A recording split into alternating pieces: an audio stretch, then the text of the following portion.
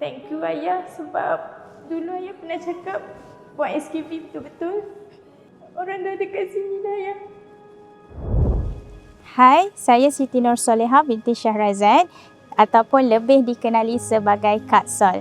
So, saya merupakan seorang suri rumah dan kini juga merupakan sebagai business leader kepada SKB Nexus sejak 2021. So, ini kisah saya. Sebelum saya bersama dengan SKB Nexus, saya merupakan seorang guru lah. Berhenti sebagai seorang guru disebabkan anak saya tak sihat. Selepas itulah saya decide untuk mencuba pelbagai perniagaan selepas itu.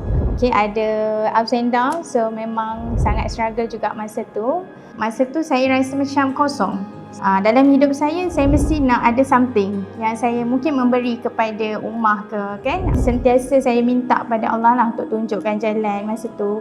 Sampailah Allah pertemukan saya dengan SKB.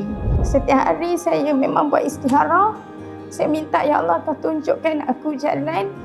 Bila jumpa SKB tu saya tak tahu nak, jiwa saya tu macam Allah buka. Sangat lapang, sangat-sangat mudah. Bulan pertama je saya dah pecah boleh buat bronze. Yang menyebabkan saya tak berhenti adalah disebabkan first anak lah. Yang kedua mak ayah lah. Masa tu saya masih ada ayah. Mak ayah saya ni saya sangat nak diorang nampak kejayaan saya.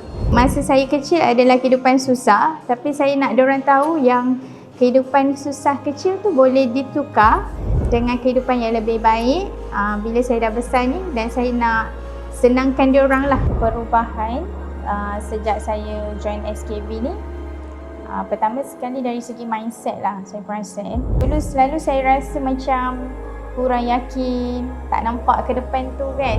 Benda tu bila saya join SKB, saya nampak daripada situ yang kehidupan ni sebenarnya sangat luas. So kita kena berani berimpian.